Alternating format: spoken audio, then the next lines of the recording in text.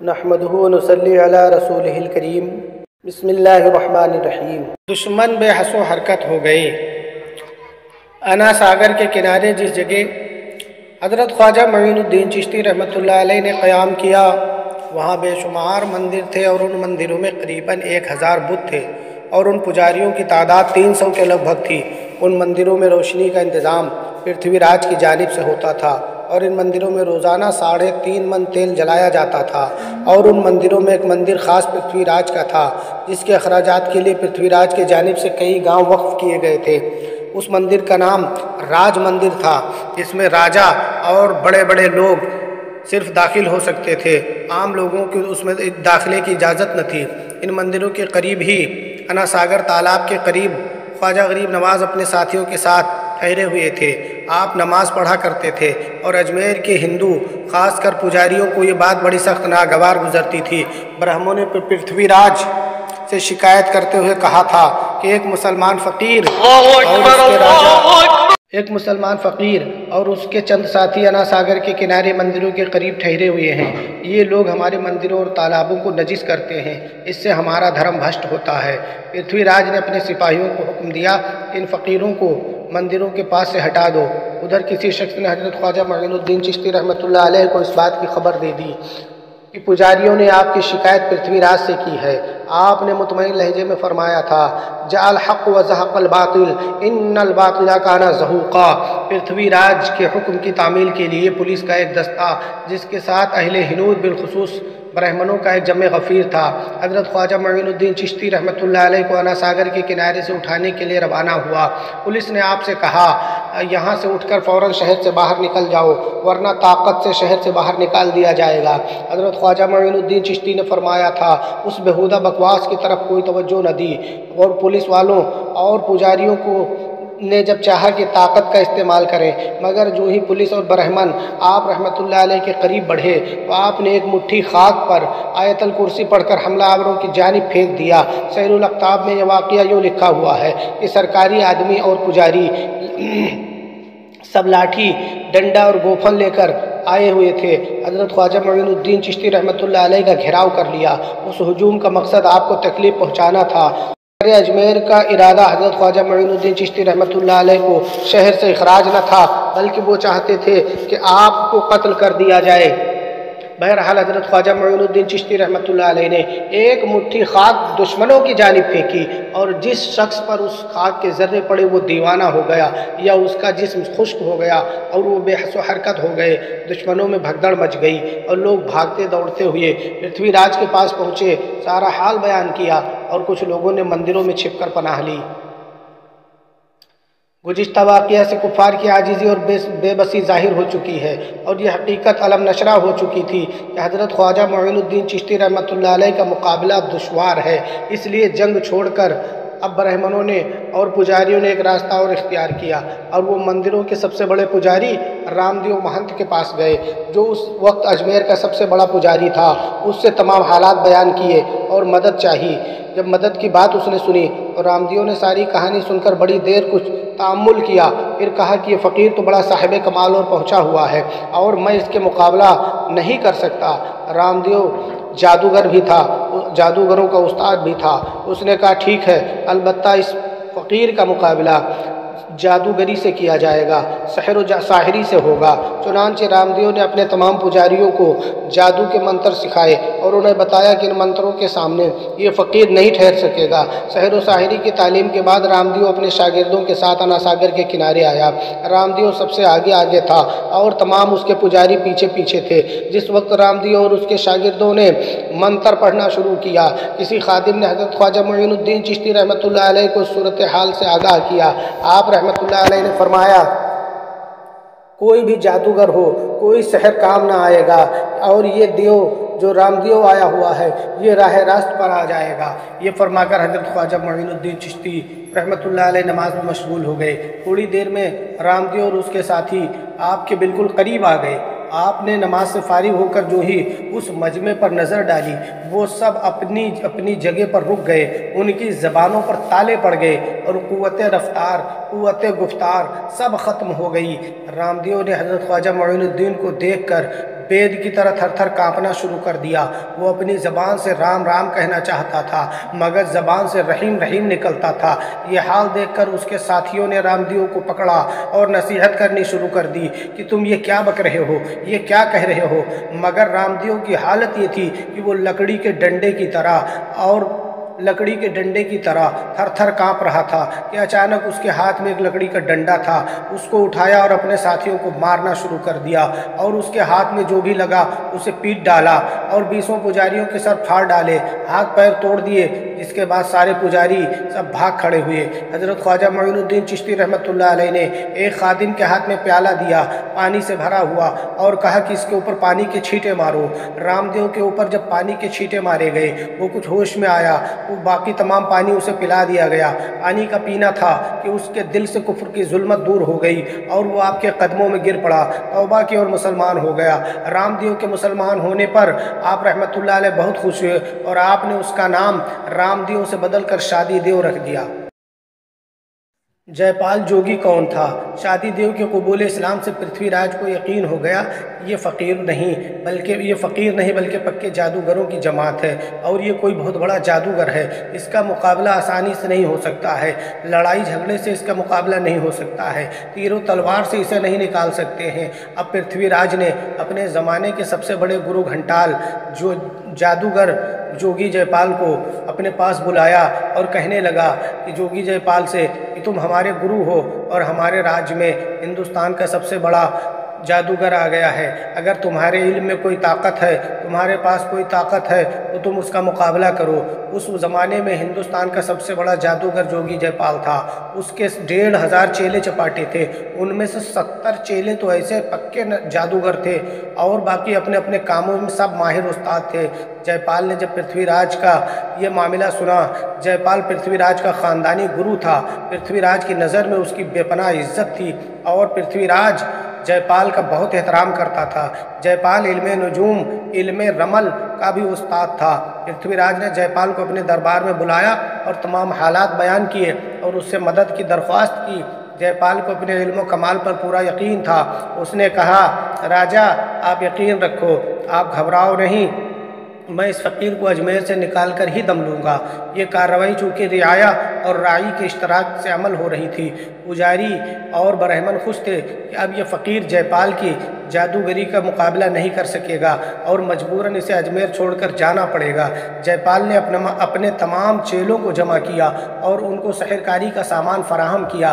उसके बाद वह हज़रत ख्वाजा मोइनुद्दीन चिश्ती रहमतुल्लाह अलैह के मुकाबले के लिए रवाना हुआ। उधर किसी शख्स ने हज़रत ख्वाजा गरीब नवाज़ को ख़बर दी कि जोगी जयपाल आपके मुकाबले के लिए आ रहा है। शादी दियो इस्लाम कबूल करने के बाद हज़रत ख्वाजा मोइनुद्दीन चिश्ती रहमतुल्लाह अलैह का हल्का बगौस ग़ुलाम बन गया था।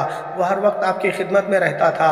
आप रहमतुल्लाह अलैह ने शादी दियो को हुक्म दिया कि जाओ और ये प्याला अना सागर के पानी से भर लाओ। जब तालाब के करीब गया तो क्या देखता है कि तालाब पर पहरा लगा हुआ है और पानी लेने से मना किया जा रहा है। वो वापस आया और ख्वाजा गरीब नवाज़ से अर्ज़ करता है कि हुजूर पानी पर पहरा लगा हुआ है, अब आप ही कोई रास्ता बताएं। आप इरशाद फरमाते हैं कि जहाँ तक तुम जा सकते हो जाओ और जहाँ से तुम्हारा रास्ता रोक दिया जाए वहीं से तुम पानी को आवाज़ देना। क्या है पानी? ऐ अना सागर के पानी, मुझे ख्वाजा गरीब नवाज़ ने बुलाया है। जब शादी दियो जाता है और उसे सिपाहियों ने रोक दिया तो उसने जो ही आवाज़ लगाई है कि अना सागर के पानी, मुझे ख्वाजा गरीब नवाज़ ने बुलाया है, तो तारीख़ बताती है कि अना सागर का तालाब पूरा का पूरा उस एक कटोरे पानी में समा गया था और अना सागर बिल्कुल सूख गया।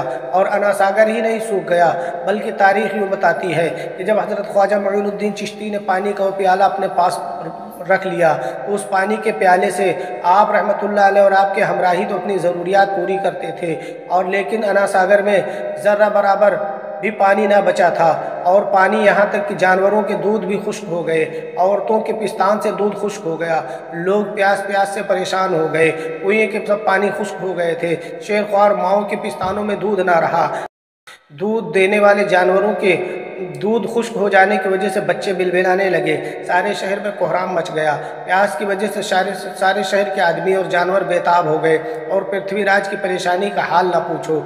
जयपाल जोगी भी प्यास से मरने लगा तो अना सागर के किनारे हज़रत ख्वाजा मोइनुद्दीन चिश्ती की खिदमत में हाजिर हुआ और अर्ज़ करता है कि اللہ کے نیک بندے، اے فقیر تو رحیم و کریم ہوتے ہیں، اپنے رحم و کرم سے مخلوق خدا کو پیاسا نہیں مارتے ہیں، لیکن آپ نے یہ کیا ظلم کیا کہ لوگوں کو پیاسا مار رہے ہو۔ حضرت خواجہ غریب نواز نے فرمایا کہ میں نے ان لوگوں کا پانی نہیں بند کیا، بلکہ ان لوگوں نے جب میرا پانی بند کیا، تو جب میرا پانی انہوں نے بند کیا تو اس کے بدلے میں نے انہیں دکھا دیا ہے کہ تم خواجہ غریب نواز کو کمزور نہ سمجھنا، نحیف و ناتواز نہ سمجھنا، بلکہ اللہ کی دی ہوئی طاقت سے ہم پورے انا ساگر کو ایک پیالے میں سما سکتے ہیں، ایک پیالے کے اندر جمع کر سکتے ہیں اور ہم اپنی ضرورتیں پوری کر سکتے ہیں۔ لیکن اگر تم کہتے ہو تو ٹھیک ہے۔ آپ نے پھر شادی دیو کو حکم دیا، کیا ہے شادی دیو، اس پیالے کو لے جاؤ اور اس پیالے کا پانی تالاب میں الٹ دو۔ شادی دیو نے جو ہی پانی کا پیالہ تالاب میں ڈالا، زمین سے چشمے ابلنے لگے اور پلک جھپکنے میں پورا تالاب پانی سے لبالب بھر گیا۔ لوگوں کے اندر ایک خوشی کی لہر دوڑ گئی، لیکن جے پال جوگی کے ہٹ دھرمی سے باز نہ آیا۔ حضرت خواجہ معین الدین چشتی کی کرامت دیکھ کر بھی جے پال جوگی کو اپنی حرکت اور ہٹ دھرمی سے باز آ جانا چاہیے تھا، مگر وہ باز نہ آیا۔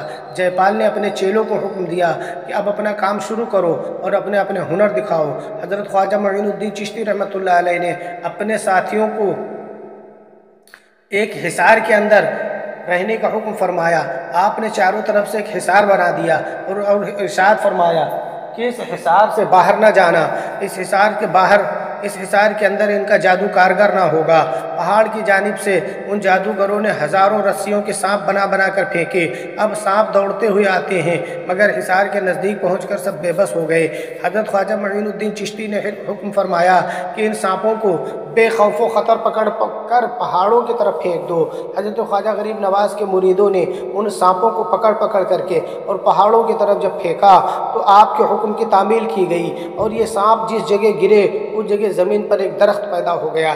جے پال خود بھی میدان میں حیران و پریشان تھا کہ آخر کون سا طریقہ کار آزمایا جائے جس سے کہ ان سے کامیابی ملے، لیکن کوئی بھی جادو، کوئی بھی منتر، کوئی بھی تنتر اس کا کام نہیں کر رہا تھا۔ ناکامی، ہر منتر میں ناکامی ہو رہی تھی۔ جے پال دل ہی دل میں بڑا سخت نادم اور شرمندہ ہو رہا تھا کہ آج میری رسوائی ساری عمر کی عزت خاک میں مل جائے گی۔ آج کے بعد میری عزت کون کرے گا؟ میں پرتھوی راج کے سامنے کون سا منہ لے کر جاؤں گا اور پرتھوی راج سے کو کون سا منہ دکھاؤں گا؟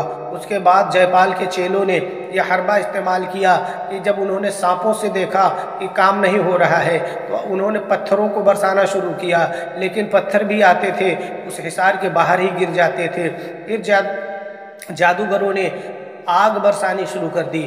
آگ کے بڑے بڑے گولے، بڑے بڑے تودوں کے انبار لگ گئے، مگر ایک چنگاری بھی حضرت خواجہ معین الدین چشتی رحمۃ اللہ علیہ کے لگائے ہوئے حصار کے اندر داخل نہ ہو سکی۔ اس طرح سے جب جوگی جے پال نے دیکھا کہ کوئی بھی حربہ کام نہیں کر رہا ہے، سارے جادوگر پریشان تھے کہ آخر کون سا حربہ استعمال کیا جائے۔ اب جے پال جوگی کی ہٹ دھرمی برقرار تھی۔ اس نے حضرت خواجہ معین الدین چشتی رحمۃ اللہ علیہ کو مخاطب کر کے کہا تھا کہ اب میرا اور تمہارا مقابلہ باقی رہ گیا ہے، بہتر یہ ہے کہ تم اجمیر چھوڑ کر چلے جاؤ، ورنہ آسمان پر جا کر میں تمہارے اوپر اس قدر بلائیں برساؤں گا کہ تم سنبھل نہ سکو گے۔ حضرت خواجہ معین الدین چشتی رحمۃ اللہ علیہ نے ارشاد فرمایا تھا کہ جوگی جے پال سن، تو کچھ بھی میرا نہیں بگاڑ سکے گا، کیونکہ میرا اللہ حافظ و ناصر ہے۔ اس جواب کو سن کر جوگی جے پال دل ہی دل میں بڑا شرمندہ ہوا، مگر اسے پرتھوی راج کی ناراضگی کا بھی ڈر تھا، لہذا وہ ہرن کی کھال پر ہوا میں پھینک کر اس پر بیٹھ گیا اور آسمان کی طرف پرواز کرنے لگا۔ پھر وہ نظروں سے غائب ہو گیا اور لوگ حیران رہ گئے کہ دیکھو اب کیا کرتا ہے۔ حضرت خواجہ معین الدین چشتی رحمۃ اللہ علیہ نے اپنے کھڑاؤں مبارک کو حکم دیا کہ جاؤ اور اس کافر مردود کو مارتے ہوئے زمین پر لے کر آؤ۔ حضرت خواجہ معین الدین چشتی رحمۃ اللہ علیہ کے حکم کی دیر تھی کہ آپ کے کھڑاؤ ہوا میں اڑنے لگے۔ لوگوں کی نگاہیں آسمان کی طرف اٹھی ہوئی تھیں۔ کیا دیکھتے ہیں کہ ابھی تھوڑی ہی دیر نہ گزرے تھے کہ دونوں کھڑاؤں جوگی جے پال کو مارتے ہوئے زمین کی طرف لا رہے ہیں۔ دونوں کھڑاؤں اس کے سروں پر چٹپٹ پڑ رہے ہیں اور جوگی جے پال نیچے آ رہا ہے۔ جے پال کے منہ پر کھڑاؤں پڑ رہی تھی، وہ پٹتے پٹتے اس کا برا حال ہو چکا تھا۔ جے پال جوگی زمین پر اترا اور اترنے کے بعد خواجہ غریب نواز کے قدموں میں گر پڑا اور معافی مانگنے لگا۔ آپ رحمۃ اللہ علیہ نے اس پر ایک نظر ڈالی، ایک پیالہ پانی کا دیا۔ پانی پیتے ہی اس کے دل سے کفر کی سیاہی دور ہو گئی اور وہ صدق دل سے کلمہ پڑھ کر مسلمان ہو گیا۔ آپ رحمۃ اللہ علیہ نے اس کے سر پر ہاتھ پھیرتے ہوئے فرمایا، جے پال تمہارے دل میں کوئی آرزو ہو تو بیان کرو۔